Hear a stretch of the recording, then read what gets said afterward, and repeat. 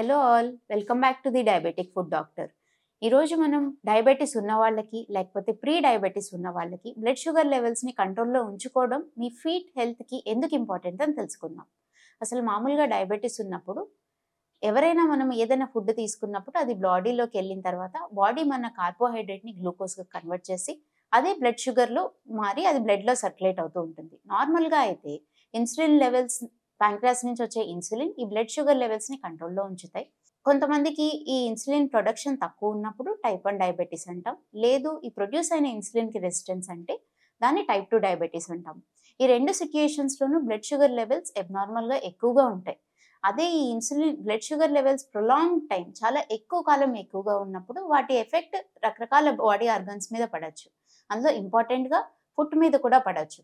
So మీరు ఎప్పుడైనా విన్నారా, కొంతమందికి కాళ్ళలో నాకు ఇన్ఫెక్షన్ వచ్చింది, పగుళ్ళు వచ్చాయి, తర్వాత డాక్టర్ గారి దగ్గరికి వెళ్తే రకరకాల టెస్టులు చేశారు, అందులో అప్పుడు ఆ టెస్టులో నాకు తెలిసింది నాకు షుగర్ ఉందని.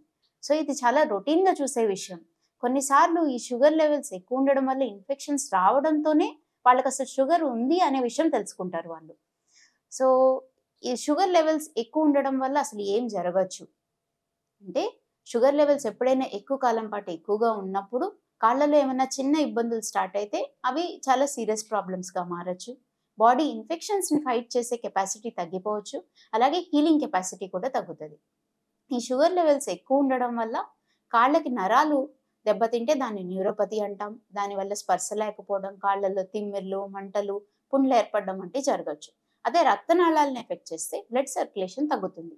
దీనివల్ల గ్యాంగ్రీన్, అయిన పుండ్లు మానకపోవడం జరగచ్చు. సో బ్లడ్ షుగర్ లెవెల్స్ని కంట్రోల్లో ఉంచుకోవడం వల్ల ఈ ప్రాబ్లమ్స్ అన్నిటినీ అవాయిడ్ చేయొచ్చు. కొన్ని సింపుల్ టిప్స్ ద్వారా బ్లడ్ షుగర్ లెవెల్స్ని కంట్రోల్లో ఉంచుకోవచ్చు. ఒకటి, రెగ్యులర్గా మీ షుగర్ లెవెల్స్ని మానిటర్ చేసుకోండి. ఎప్పుడైనా అవి అన్కంట్రోల్డ్గా అనిపిస్తున్నాయి అంటే వెంటనే మీ ఫిజిషియన్ని కానీ ఎండోక్రైనాలజిస్ట్ని కానీ కన్సల్ట్ చేయండి. ఫిజికల్లీ యాక్టివ్గా ఉండండి. ఫిజికల్గా యాక్టివ్గా ఉండడం వల్ల ఇన్సులిన్ రెసిస్టెన్స్ని కొంతవరకు తగ్గించవచ్చు. దీని ద్వారా బ్లడ్ షుగర్ లెవెల్స్ కంట్రోల్లోకి వస్తాయి. హ్యావ్ ఎ బ్యాలెన్స్డ్ డైట్, అలాగే maintain your food care routine and have regular checkups with your physician are endocrinologist. ఈ షుగర్ లెవెల్స్ కంట్రోల్లో లేకపోవడం వల్ల ఎండ్ ఆర్గాన్స్ డ్యామేజ్ అంటాం. లైక్ ఐస్ ఎఫెక్ట్ అయినప్పుడు రెటినోపతి, కిడ్నీ ఎఫెక్ట్ అయినప్పుడు నెఫ్రోపతి, అలాగే ఫుట్ ఎఫెక్ట్ అయినప్పుడు న్యూరోపతి అని.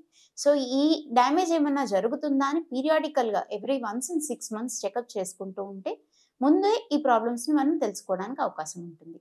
So prevention goes a long way in taking care of your food health. ఇంకా దీని గురించి ఏమైనా తెలుసుకోవాలనుకుంటే ప్లీజ్ కమెంట్.